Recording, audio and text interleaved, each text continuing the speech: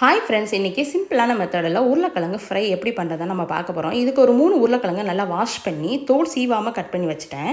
தேவையான அளவு உப்பு போட்டு நல்லா பெரட்டி ஒரு 10 நிமிஷம் தனியாக வச்சுருங்க. ஏன்னா அதுலேருந்து தண்ணி பிரியும்.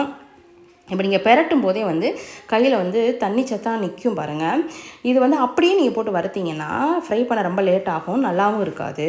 இப்போ ஸ்டவ் ஆன் பண்ணி கடாயை வச்சுட்டு 2 குழிக்கரண்டி அளவு எண்ணெய் ஊற்றிட்டு, எண்ணெய் காஞ்சதுக்கப்புறம் இந்த மாதிரி உருளைக்கிழங்க பிழிஞ்சு அதில் நான் உதிரி உதிரியாக போட்டுட்டேன். இதில் நிறைய தண்ணி வரும். நீங்கள் இப்படியே போட்டிங்கன்னா வேகிறதுக்கு ரொம்ப லேட் ஆகும், கேஸ் தான் வேஸ்ட் ஆகும். இப்போ இதில் எவ்வளோ தண்ணி இருக்குது பாருங்கள். இந்த தண்ணியை நம்ம ஊற்றிடலாம் வெளியில்.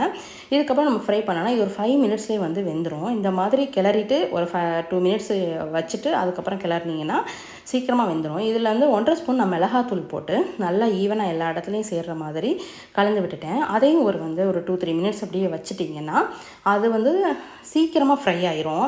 இந்த தண்ணியை நம்ம பிழிஞ்சு எடுத்துகிட்டு வறுக்கிறதுனால சீக்கிரமாகவே நல்லா கிறிஸ்பியாக வந்துடும். இது நம்ம வெரைட்டி ரைஸு, சாம்பார், ரசம் அதோடலாம் வச்சு சாப்பிட்டோம்னா ரொம்ப டேஸ்டியாக இருக்கும். இது நம்ம கடையில் வாங்குறத விட இது நமக்கு ஹெல்த்தி தான். நம்ம ஒரே எண்ணெய் தான் யூஸ் பண்ணுறோம். நீங்களும் ட்ரை பண்ணி பார்த்துட்டு எப்படி இருந்துச்சு எனக்கு கமெண்ட் பண்ணுங்கள். நம்ம சேனலை சப்ஸ்கிரைப் பண்ணாதவங்க சப்ஸ்கிரைப் பண்ணிக்கோங்க ஃப்ரெண்ட்ஸ். தேங்க்யூ.